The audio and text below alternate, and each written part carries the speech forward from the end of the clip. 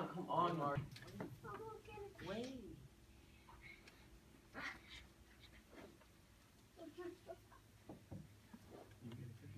Hello, my name is Jose Cortez. I'm a student here at Southeast University, and this speech is for my speech class. Now, my formative speech today is going to be on tattoos and why it is not sinful to get tattoos if you're a Christian.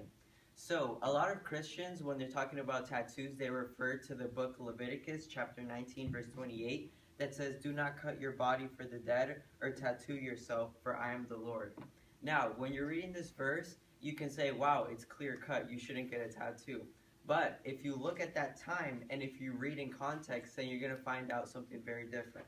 Now, if you read the verse that is before Leviticus 19:28 and you read the verse that is after, the verse before says, "Do not cut the hair at the sides of your head or clip the edges of your beard." And it also says, "Do not degrade your daughter by making her a prostitute, or the land will turn to prostitution and be filled with wickedness." And a couple verses down, it also tells you that do not eat meat with blood in it, and do not cultivate food, and you shouldn't eat that food for at least 3 years once you cultivate it. So I hope if you're telling me as a Christian to not get a tattoo, I hope you're also not cutting your beard. I hope you're not eating fruit that hasn't been cultivated for 4 years. And I also hope that you're not eating any kind of meat, because all meat, including meat with dried meat, or meat that's made to medium rare, is meat with blood in it. So what God was trying to tell his people of that time is that he was trying to have people that were separated.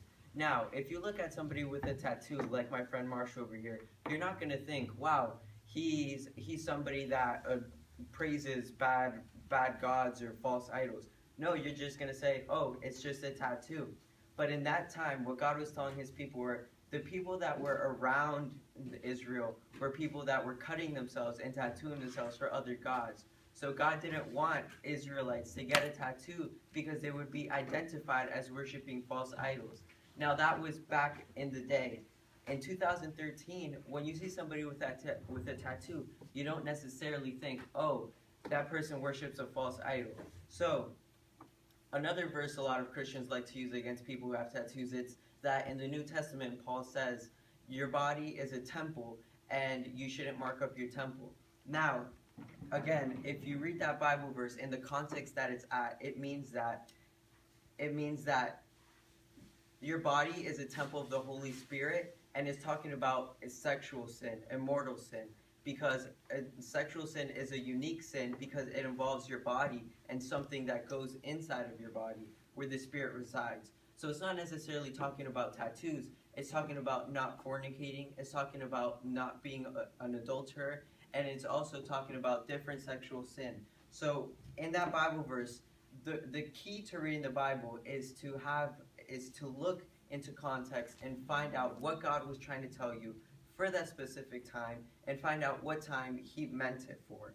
So when you read, do not cut your body for the dead or put tattoos on yourself, I hope you're not cutting your beard. I hope you're also not eating fruit that hasn't been cultivated for years, and I hope you're not eating meat.